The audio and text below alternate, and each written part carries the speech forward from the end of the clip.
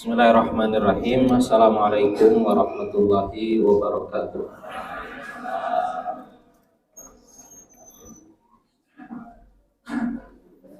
Innal hamdalillah nahmaduhu wa nasta'inuhu wa nastaghfiruh wa na'udzu billahi min syururi anfusina wa sayyiati a'malina. Man yahdihillahu fala mudhillalah wa may yudlil fala hadiyalah. Asyhadu an la ilaha illallah wahdahu la syarikalah wa asyhadu anna Muhammadan abduhu wa rasuluh sallallahu alaihi wa ala alihi wa sahbihi wa sallama tasliman katsiran ila yaumiddin, amma ba'd. Allahumma anfa'na bima 'allamtana wa 'allimna ma yanfa'una wa zidna 'ilman. Subhanaka la 'ilma lana illa ma 'allamtana innaka antal alimul hakim. Hadirin kaum muslimin wal muslimat rahimani wa rahimakumullah. Alhamdulillah, dengan taufik dari Allah Subhanahu wa taala, pada kesempatan malam hari ini mari kita dapat berkumpul di majlis yang mulia ini untuk kembali melanjutkan pembahasan kita dari kitab Ittiba'ul Hawa.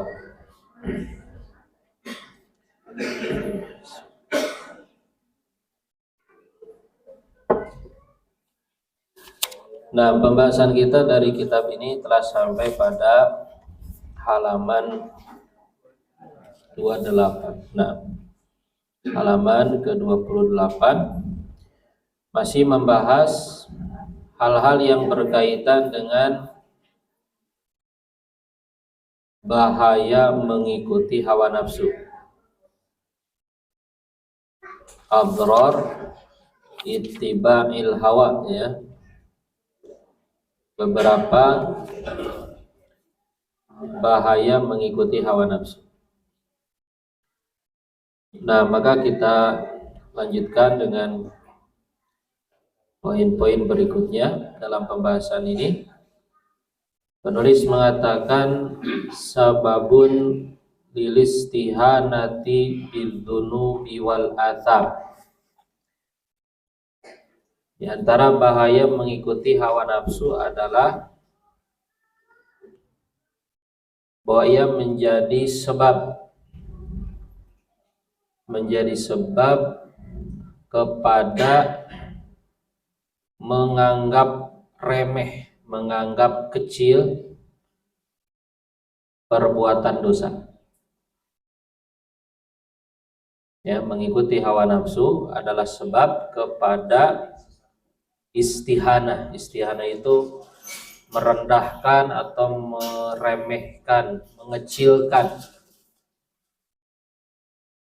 dosa, ya, perbuatan dosa, sehingga dosa itu ya dianggap kecil gitu. Dosa itu dianggap perkara yang biasa saja. Maksiat itu menjadi sesuatu yang dipandang ya tidak akan membahayakan terhadap dirinya, ya, sehingga dosa menjadi biasa gitu, ya. Dosa menjadi biasa, dianggap biasa-biasa saja. Padahal dosa itu sesuatu yang besar. Dosa itu sesuatu yang serius. Dosa itu ya perkara yang memiliki konsekuensi yang tidak ringan. Nah, tetapi karena seorang mengikuti hawa nafsunya, sekali lagi dosa dia pandang kecil.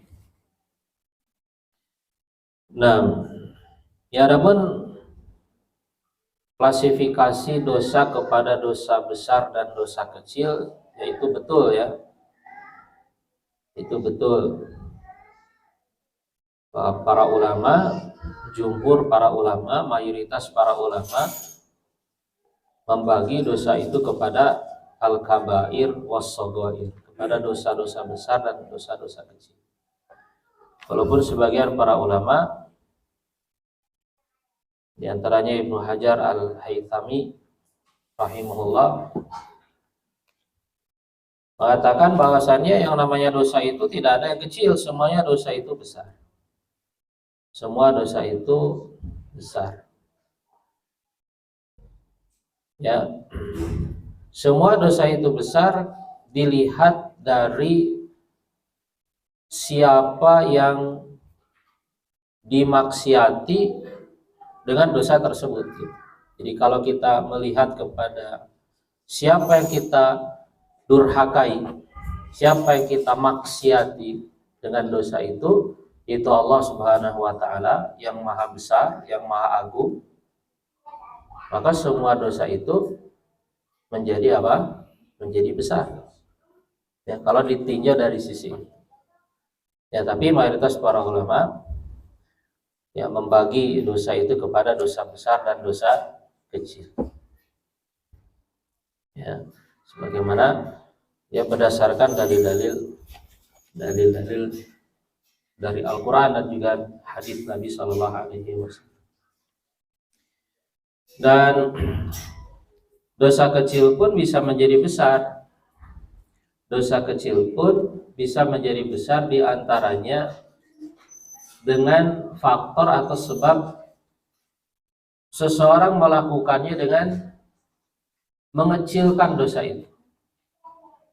Ya, jadi dosa kecil, dosa yang termasuk dosa kecil itu juga bisa menjadi besar dengan faktor-faktor tertentu.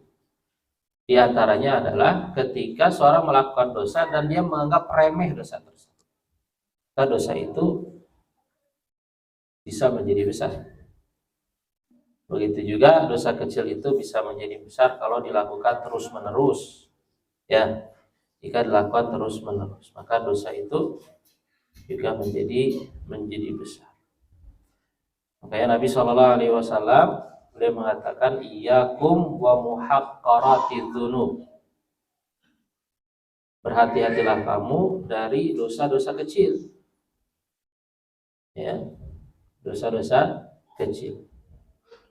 Seperti suatu kaum yang mereka singgah di suatu tempat, kemudian mereka mengumpulkan kayu bakar, yang ini bawa sedikit, yang ini bawa sedikit, yang ini bawa sedikit. Ketika dikumpulkan, maka mereka bisa menyalakan api yang besar dan bisa memasak dengannya.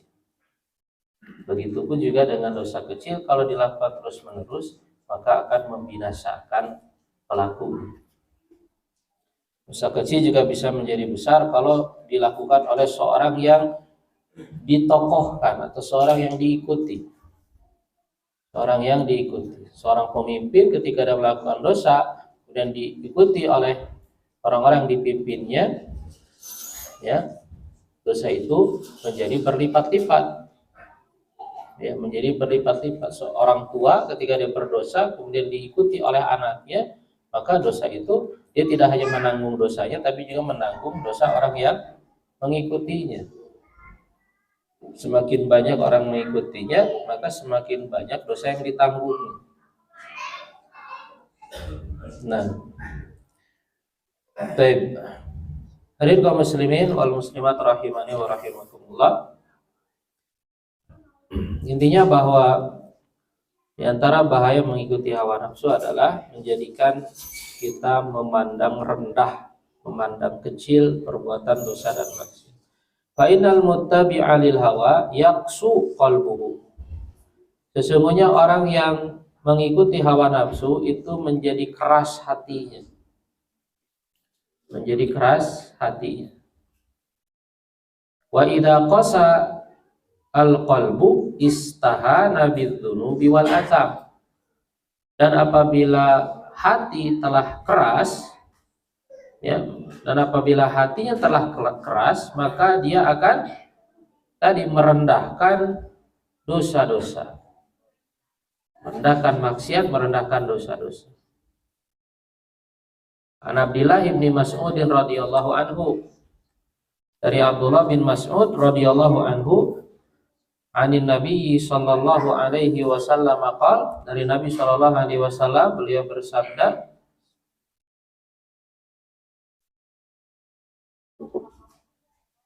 innal mu'mina, sesungguhnya orang beriman itu yara dzunubahu ka'annahu qa'idun tahta jabalin. Orang beriman itu dia memandang dosa-dosanya itu seakan-akan dia sedang duduk di bawah sebuah gunung. Dia sedang duduk di bawah sebuah gunung, ya khafu an yaqa alaihi, yang dia takutkan, dia khawatirkan gunung itu akan menimpa kepadanya. Artinya apa? Artinya di antara ciri orang beriman itu dia memandang besar dosa-dosanya itu. Dia memandang dosa-dosanya itu sebagai sesuatu yang akan mencelakakan dirinya. Ya, seperti ka'annahu qa'idun tahta jabalin yakhafu an yaqa alaihi. Seperti orang yang duduk di bawah sebuah gunung, yang gunung itu dia khawatirkan akan menimpa kepadanya. Ini ciri orang beriman. Maka semakin tinggi keimanan seorang, ya semakin besar dia melihat dosa-dosanya itu. Makanya para sahabat di antara yang disebutkan ya tentang para sahabat, seperti kata Ibnu Mas'ud, ketika Ibnu Mas'ud mengatakan kepada murid-muridnya dari kalangan para tabi'in, dia mengatakan apa?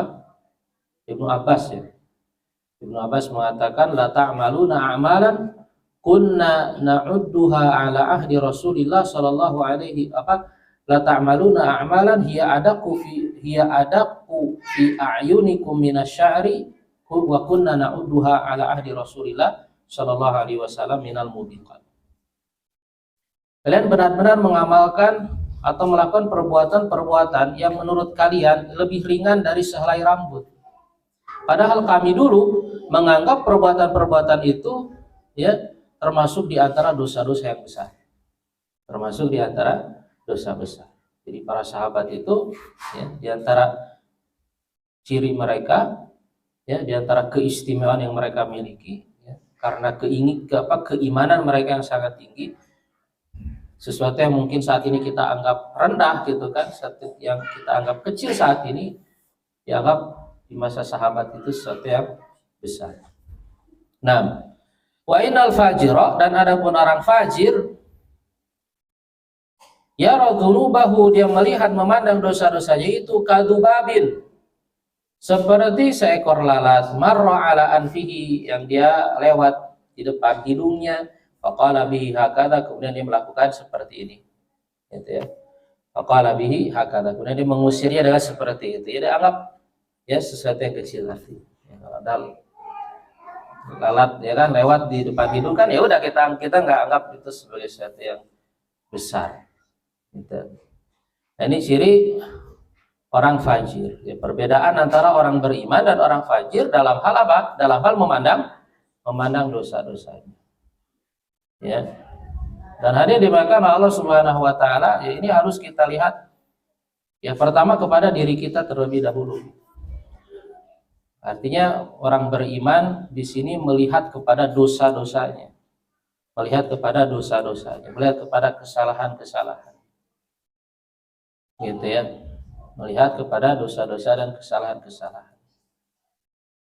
Sehingga dengan itu ya kalau kita memandang dosa-dosa itu sebagai sesuatu yang besar, kita akan ya bersungguh-sungguh di dalam mentaubatinya. Bersungguh-sungguh kita di dalam bertobat kepada Allah Subhanahu wa taala, dan bersungguh-sungguh kita di dalam memperbaiki diri kita. Nah, ya jangan sampai kita justru yang melihat kesalahan dalam diri sebagai sesuatu yang kecil, tapi melihat kesalahan orang lain sebagai sesuatu yang besar gitu. Itu maksudnya. Ya. Nah, kadang-kadang kan begitu juga. Melihat kesalahan yang ada pada orang lain kita anggap besar, melihat kesalahan diri sendiri kita anggap kecil. Makanya ada pepatah apa? Hah? Gajah, gajah di seberang mata, di depan mata tidak kelihatan. Semut, semut di seberang mulut, nah ya kelihatan. Nah, seperti itu. Nah itu juga, ya. Jadi maksudnya dosa kita sendiri, gitu kan? Dosa kita sendiri. Ya, karena manusia memiliki kecenderungan ini karena hawa nafsu juga, karena hawa nafsu. Kalau sama diri sendiri cenderung meremehkan, ya kan? Kalau sama diri sendiri cenderung meremehkan. Sama diri sendiri cenderung lebih banyak memaklumi dan memaafkan, gitu kan, ya. Tapi kalau sama orang lain, ya sama orang lain itu selalu menganggap besar, ya, pengennya ngegas, gitu kan. Dan susah untuk memaafkan, Kalau sama diri sendiri banyak kelonggaran, tapi kalau sama orang lain tegasnya minta ampun, gitu kan, tegas, gitu, galak, gitu. Nah ini juga diantara cara pandang yang keliru juga, ya. Jadi lihat, sama diri sendiri, tegas itu harusnya sama diri sendiri dulu. Kalau sama orang lain kan, ya itu urusan orang lain, gitu kan. Itu urusan orang lain. Ya, dan dalam hal kita bermuamalah sekalipun, dalam hal amar ma'ruf nahi munkar sekalipun, kan ada pilihan-pilihan dan sesuai dengan kemaslahatan ya kalau sama orang lain. Tapi kalau sama diri sendiri, ya kan semuanya dalam kuasa kita.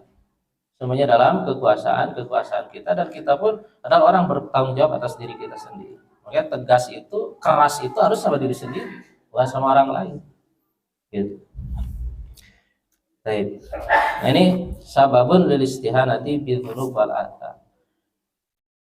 Kemudian yang selanjutnya sababun lil ibtida'i fiddin. Sababun lil ibtida'i fiddin. Ini di antara bahaya mengikuti hawa nafsu, ini kaitannya dengan agama, ya, seseorang itu menjadi sebab seseorang berbuat bid'ah di dalam agama, berbuat bid'ah atau membuat perkara baru di dalam agama. Nah, makanya seperti yang juga telah disampaikan, bahwa ahli bid'ah itu disebut oleh para ulama sebagai ahlul ahwa, sebagai pengikut hawa nafsu. Kenapa? Karena mereka beribadah kepada Allah dengan hawa nafsu, bukan dengan sunnah yang diajarkan oleh Nabi Shallallahu Alaihi Wasallam. Mereka meyakini sesuatu dalam agama ini yang itu hanya berdasarkan kepada hawa nafsunya saja, bukan berdasarkan kepada Al-Quran dan Sunnah. Ya. So karena seorang mengikuti hawa nafsu, maka dia kemudian membuat perkara-perkara baru di dalam agama. Qala Hamad bin Abi Salamah, Hamad bin Abi Salamah mengatakan, hadatsani syekhun lirrafidati taba. Pernah menceritakan kepadaku seorang syekh dari kalangan Rafidah, Syiah, ya, taba, yang telah bertobat. Qala, dia mengatakan, kunna idza ijtama'na, kami katanya dulu, ini orang-orang Rafidah, ya, orang-orang Syiah. Salah satu tokohnya telah bertobat. Kunna, kami dahulu idza ijtama'na, kalau kami berkumpul katanya, wastahna syai'an, kemudian kami menganggap baik suatu perkara, ja'alnahu haditsan, maka kami membuat hadis tentangnya. Maka kami membuat hadis tentangnya. Ini kebiasaan orang-orang Rafidah, orang-orang Syiah. Jadi kami kalau kumpul-kumpul, kemudian ya kita kemudian menganggap baik suatu perkara, itu satu urusan, ya udah dibikin saja hadis yang berkaitan. Qala Rasulullah SAW, ya kan, barang siapa yang melakukan ini dan itu, dia akan mendapatkan apa gitu ya. Nah, banyak Syiah Rafidah ini kan akdzabul hadis, akdzabun nas, ya, akdzabun nas. Kelompok Syiah ini adalah manusia yang paling berdusta, Ya, banyak hadis-hadis maudhu, yaitu hadis-hadis palsu, itu berasal dari mereka. Ya, jadi produsen hadis palsu itu Syiah. ya. Makanya kalau seorang dalam ilmu hadis itu, kalau seorang rawi, ya, kemudian dia tertuduh Syiah, bisa dikatakan rawi fulan rumia bitasyayu, misalnya tertuduh dia seorang memiliki akidah Syiah, biasanya ditolak hadisnya. Gitu ya. Nah, ini terkenal orang-orang Syiah ini adalah orang-orang yang suka, ya, membuat hadis maudhu, hadis palsu. Baik, kemudian sababun lidhiqil ma'isyati wa adawatin nas.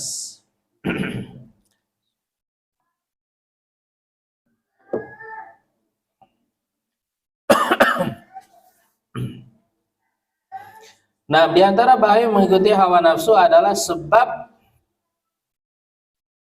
kepada sempitnya hidup, wa adawatin nas, dan sebab kepada permusuhan manusia, yang menjadikan seseorang sempit hidupnya dan dimusuhi oleh manusia,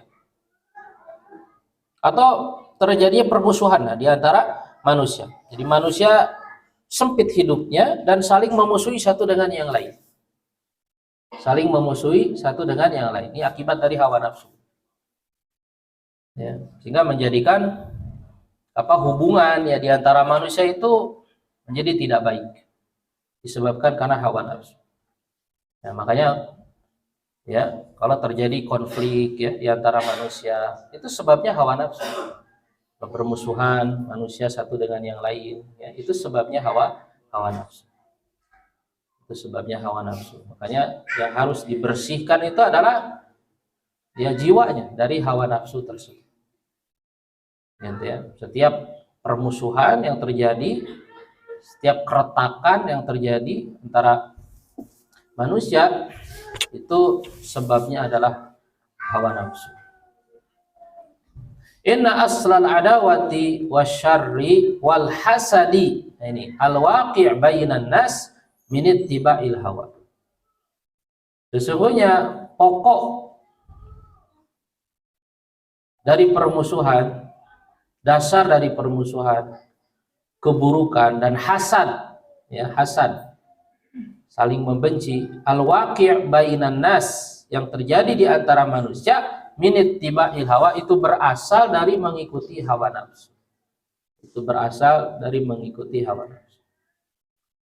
Ya, man khalafa hawahu araha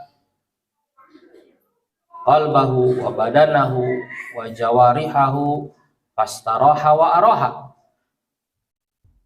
Maka siapa saja yang dia menahan hawa nafsunya, menyelisih hawa nafsunya, dia menahan diri ya dari ya hawa nafsunya, menahan diri dari hasad. Ya, hasad itu kan hawa nafsu. Hawa nafsu berasal dari hawa nafsu. Kita kalau melihat orang senang, bahagia, melihat orang sukses, berhasil, kemudian kita tidak suka, maka itu adalah hawa nafsu. Dan itu harus kita selisihi, harus kita tahan, gitu ya. Harus kita tahan, harus kita berusaha untuk menghilangkannya. Jangan dibiarkan. Jangan dibiarkan. Karena kalau dibiarkan, ya, yang timbul adalah permusuhan. Yang timbul adalah kebencian. Kalau kita hasad kemudian itu kita biarkan, maka lama-lama akan berubah jadi kebencian. Kita menjadi benci kepada orang tersebut, kita menjadi memusuhi orang tersebut. Ya, tanpa alasan. Alasannya cuma karena dia berhasil, karena dia sukses, karena dia mendapatkan kenikmatan dari Allah Subhanahu wa taala. Ya, orang hasad itu adalah aduwu ni'amillah, musuh dari nikmat-nikmat Allah. Ya, musuh dari nikmat-nikmat Allah yang Allah berikan kepada orang lain. Ini harus dihilangkan. Ya. Dan setiap manusia memang memiliki kecenderungan kepada hasad ini, karena manusia itu pencemburu ya, jadi suka cemburu itu dengan apa yang dimiliki oleh orang lain. Ya. Nah, ketika hal ini muncul, maka jangan dibiarkan. Jangan dibiarkan. Itu berasal dari hawa nafsu kita yang memerintahkan kita kepada keburukan. Berusahalah kita untuk menahannya dan menghilangkan, ya, dan menghilangkan. Nah, ya, bahkan orang yang hasad itu kan kalau memandang pun maka pandangannya bisa menjadi ain, dan mencelakakan. Ya, makanya kita kalau memandang orang lain kemudian kita takjub dengannya, hendaklah kita mendoakan keberkahan untuknya. Ya, kita doakan barakallahu fiik, ya. Allahu yubarik fiik, gitu kan, kita doakan seperti itu ya. Dan itu yang benar ya, ketika kita melihat orang lain mendapatkan kebaikan, kita ucapkan barakallahu fiik, bukan mengucapkan masya Allah. Ini pernah ada satu video juga di ya Syekh ya, Ya, kalau kebaikan yang ada dalam diri, ya kita ucapkan Masya Allah, gitu kan. Kalau kebaikan yang ada pada orang lain, ya barakallahu fiik, ya barakallahu fi ahlik, barakallahu fi malik. Semoga Allah memberkahi keluargamu, semoga Allah memberkahi hartamu, gitu ya. Nah, tapi kita biasanya Masya Allah, ya Masya Allah, Masya Allah, ketemu orang Masya Allah, Masya Allah. Ya. Nah, ya tapi itu sedikit koreksi aja mungkin ya itu. Ya. Nah, karena Nabi SAW ketika ya ada orang yang sakit kan, kemudian karena ain tadi kan, kemudian dipanggil orang yang memandangnya itu, Nabi mengatakan hal la barokta, mengapa kamu tidak mendoakan keberkahan untuknya gitu. Nah, itu dari sisi yang memandang, supaya pandangan kita tidak mencelakakan. Dari sisi yang dipandang, ya hendaklah dia menjaga diri dengan doa, zikir, supaya tidak terkena ain, supaya tidak terkena ya. Di antara zikir pagi dan sore. Nah, faman khalafa hawahu, maka siapa yang menyelisih hawa nafsunya untuk tidak hasad, untuk tidak memusuhi orang, untuk tidak benci sama orang, araha qalbahu, maka dia akan mengistirahatkan hatinya, wa badanahu, dan badannya, wa jawarihahu, dan anggota tubuhnya, ya fastaroha wa araha, maka dia hidup menjadi tenang dan dia bisa menenangkan orang lain, gitu ya. Kalau dia bisa menyingkirkan rasa hasad, rasa benci, ya, memusuhi orang, maka dia akan tenang hidupnya. Dia akan tenang hidupnya. Ya, makanya hadirin dimakan Allah Subhanahu Wa Taala, salah satu kunci hidup tenang, hidup senang, hidup bahagia itu adalah menghilangkan kebencian, hasad, dengki sama orang. Itu kalau pengen bahagia begitu. Ya, kalau hati kita dipenuhi dengan hasad, dengan kebencian, dengan permusuhan, ya itu kita sama saja menyengsarakan diri kita sendiri.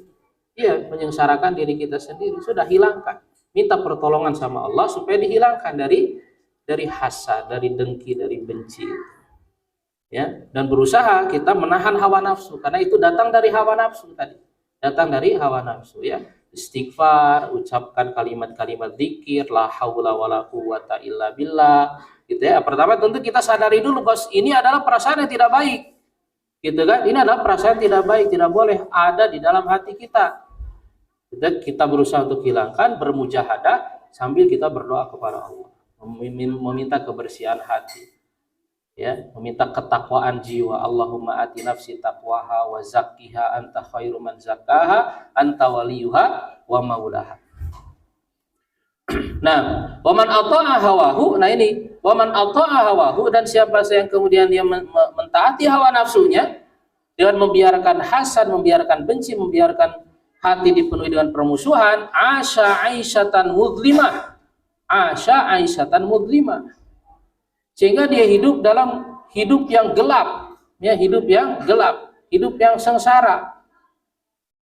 Wa karihanas wa karihuhu, sehingga apa? Sehingga dia menjadi orang tidak suka dengan orang, ya, dia membenci setiap orang, ya, membenci setiap orang. Setiap ada orang dapat nikmat dia benci, ada orang lebih baik dari dia benci, setiap ada orang dapat kesuksesan, kebahagiaan dia benci. Jadi semuanya dia benci akhirnya. Kalau dia membenci semua orang, wakarihu, maka orang-orang juga akan benci kepadanya, ya kan? Orang-orang juga akan membenci kepadanya. Ya, tapi kalau yang tadi fastarah, dia tenang, dia juga bisa menenangkan orang lain, menyenangkan orang lain. Dia senang, orang lain juga senang, ya kan? Orang lain juga senang, gitu ya. Nah, karena kita juga tidak enak kan kalau dibenci sama orang, ya, kalau dihasadi oleh orang, gitu kan. Nah, seperti itu. Nah, qala Umar bin Al-Khattab, Umar bin Al-Khattab radhiyallahu anhu, beliau mengatakan, uq'udu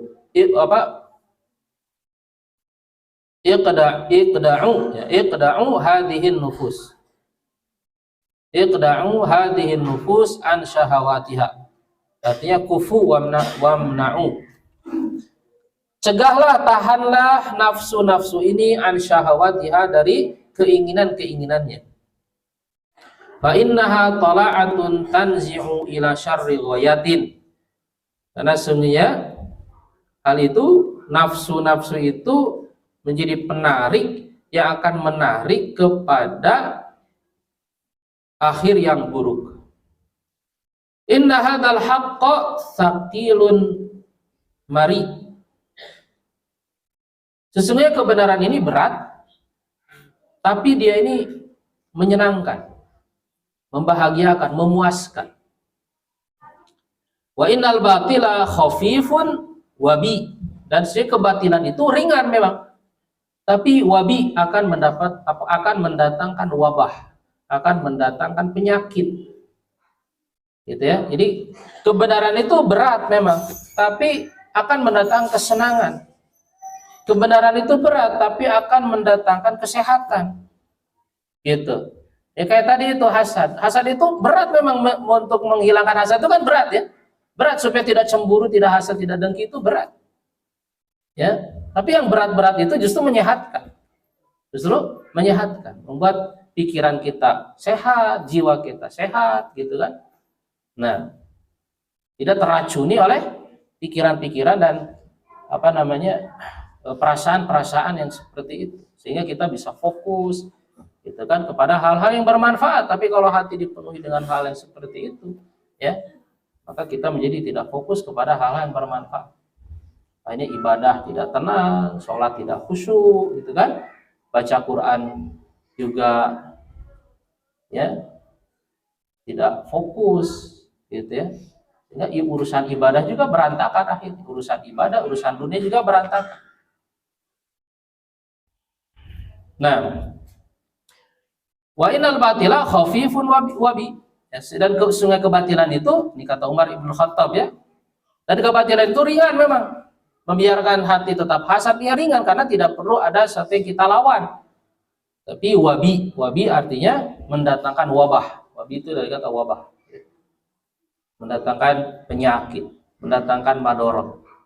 Wa tarkul khati'ati khairun min mu'alajati taubah. Dan meninggalkan kesalahan, meninggalkan dosa dari sejak awal itu lebih baik daripada berusaha untuk bertobat. Ya, berusaha untuk bertobat. Gitu ya. Nah, maka lebih baik dari sejak awal dosa itu ditinggalkan. Ya walaupun seseorang ya tidak maksudnya ya tidak apa-apa kalau dia berdosa kemudian bertobat, kan ya tidak apa-apa. Tapi lebih baik meninggalkan dosa dari sejak awal, karena itu lebih baik daripada berusaha untuk bertobat setelah itu. Wa rubbana dzaratin zara'at syahwatan, dan betapa banyak pandangan yang menanam syahwat, ya, yang menanam syahwat. Wa syahwatu sa'atin awrathat huznan tawilan, dan syahwat sesaat itu menyebabkan kesedihan yang berkepanjangan, ya, kesedihan yang berkepanjangan. Jadi banyak dosa yang disebabkan karena pandangan, satu kali pandangan, dan itu kemudian menancapkan syahwat dalam hati kita, dalam jiwa kita. Dan syahwat sesaat, banyak dari syahwat sesaat, gitu ya, itu kemudian menyebabkan kesedihan yang berkepanjangan. Maka lebih baik dari sejak awal, gitu kan, syahwat itu kita tinggalkan, dosa itu kita tinggalkan, daripada kemudian akibatnya berkepanjangan atas diri kita. Ya, syahwatnya cuma sebentar, tapi akibat yang dirasakan setelah itu, ya, itu panjang. Itu panjang. Ya, syahwatnya cuma sebentar, tapi kemudian kesedihan, rasa tidak enak hati, itu kan, ketidaknyamanan, tadi ketidakkhusyuan dalam beribadah, rasa malas, itu kan semuanya disebabkan karena dosa. Disebabkan karena dosa. Ya, itu konsekuensinya itu cukup panjang, dan susah untuk merecovery-nya setelah itu. Ya, susah untuk menyembuhkannya. Kalau jiwa sudah rusak oleh dosa-dosa itu, susah gitu, berat untuk memperbaikinya lagi. Gitu. Waqala Abu Bakar Al-Warraq mengatakan, idza ghalabal hawa azlamal qalbu. Kalau hawa nafsu yang menang, maka hati menjadi gelap. Wa idza azlamal qalbu dhaqas sadru. Nah ini. Dan apabila hati menjadi gelap, maka dada terasa sempit. Wa idza dhaqas sadru sa'al khuluq. Dan apabila dada itu terasa sempit, maka akhlak menjadi buruk. Lihat, ya subhanallah, ini perkataan yang sangat bagus, ya. Perkataan yang sangat bagus. Ini mulai dari hawa nafsu. Jadi ini pangkalnya adalah hawa nafsu. Ya. Jadi kalau hawa nafsu yang menang, maka hati menjadi gelap. Kalau hati gelap, maka hati menjadi sempit, ya. Jadi tidak lapang lagi hati itu. Kalau hati sempit, apa akibatnya? Akhlak menjadi buruk. Ya, akhlak menjadi buruk. Ya, maka perhatikan saja nih bapak-bapak, ya, kalau setik-ketik gitu kan ambek gitu ya. Itu berarti hati sedang sempit. Ya kan? Hati sempit kan kita tuh jadi cepat marah, gitu, sabaran gitu kan? Ya kan? Ya, orang salah sedikit tersinggung. Kenapa tersinggung? Karena hati sempit. Ya, orang salah ngomong sedikit gitu kan, tersinggung, marah gitu kan. Istri ya kan ngomong salah sedikit juga artinya apa? Marah, tersinggung. Kenapa? Karena hati sempit. Tapi kalau dadanya lapang, ya dadanya lapang, maka ya akan lebih tenang dalam menghadapi situasi-situasi seperti itu. Wa idza sa'al khuluq abghadahul khalqu. Ya, kalau akhlak buruk, maka makhluk manusia menjadi tidak suka dengannya, menjadi benci kepadanya. Wa idza abghadahul khalqu abghadahum. Dan kalau makhluk tidak suka kepadanya, maka dia pun akan membuat mereka tidak suka, gitu ya.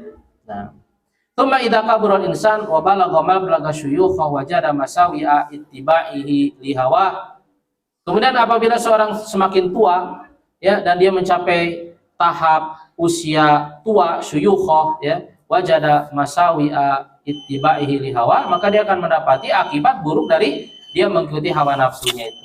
Qala syairu, seorang penyair mengatakan ma'aribu kanat fi syababi li ahliha idabu fasarat fil masyibi adaba. Jadi banyak perkara-perkara katanya yang di masa muda itu terasa nikmat, terasa menyenangkan.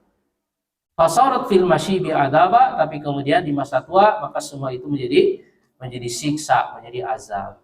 Ai ma'arif wa hajat kanat adbah wa jamilah lil mar'i inda makana syababan in qalabat alai adaban fi masyibihi. Itu makna dari syair tadi. Jadi banyak perkara-perkara yang indah, perkara-perkara yang menyenangkan bagi seorang ketika dia masih muda, tapi ternyata setelah dia tua semua itu berubah menjadi azab, menjadi sesuatu yang menyiksa kepadanya. Nah, jangan sampai seperti itu. Baik, itu saja yang kita bahas pada malam hari ini, mudah-mudahan bermanfaat. Wa akhiru da'wana alhamdulillahirabbil alamin.